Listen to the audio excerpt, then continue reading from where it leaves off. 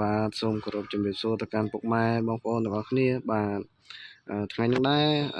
ខ្ញុំមកលក់ឡានកាត់ម្ដងបងប្អូនណាបាទ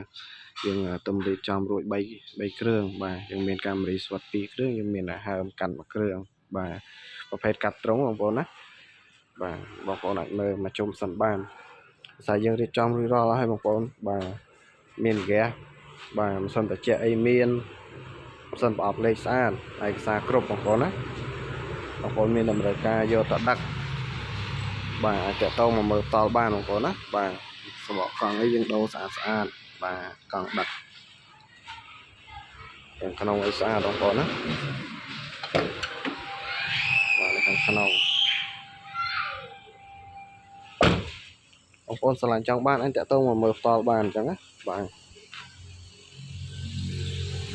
បងប្អូនមើលខាងមុខតិចបាទវាធំបងប្អូនវាធំហើយស្រេចបាទឆ្នាំ91បងប្អូនណាបាទនេះខាងមុខបងប្អូនណាបាទខាងមុខនេះប្រភេទអាហើមបាទនេះហើមកាត់បងប្អូនស្រឡាញ់ចង់បានមាន2ជម្រើសបាទស្វាត់ក៏បានអាហើមក៏បានស្អាតដូចគ្នារៀបចំរួចបងប្អូនណាបាទហើមនេះឆ្នាំ93ពណ៌ទឹកប៊ិចបងប្អូនណាបាទកាត់ហើយរៀបចំរួចដូចគ្នាបាទស្រឡាញ់ចង់បានអាចតតមកមើលផ្ទាល់ទីតាំងមកដបងបងប្អូនបាទមានគេហើយស្រេចដូចគ្នាទាំងអស់ខាងក្នុងឲ្យបងប្អូនមើលខាងក្នុងតិចបាទនេះខាងក្នុងយើងដេររៀបចំរួចហើយស្អាតអស់ហើយបងប្អូនបាទយើងទៅមើលមួយគ្រឿងទៀតបងប្អូនបាទមួយគ្រឿងទៀតខាងនោះnóមានត្រង់ហើយ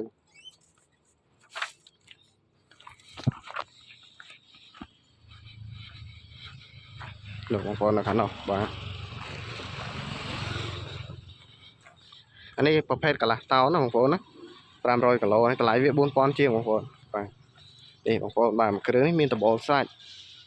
តម្លៃពិសេសឲ្យទៀតបងប្អូនណា20ក្រាស់ទេបាទមានគេហើយសិនប្រអប់លេខស្អាតរៀបចំរួចរាល់ដូចគ្នាបងប្អូនស្រឡាញ់ចង់បានមានចំណាប់អារម្មណ៍តាក់ទងមកបាទចង់បានប្រភេទកាត់ត្រង់យកទៅដឹកបងប្អូនណាបាទតម្លៃគិតឲ្យសមរម្យទេបងប្អូនមើលសាច់ខាងក្នុងបាទបងប្អូនមើលម៉ាស៊ីនបន្តិចបាទតម្លៃពិសេសឲ្យទៀត20ជាងបងប្អូន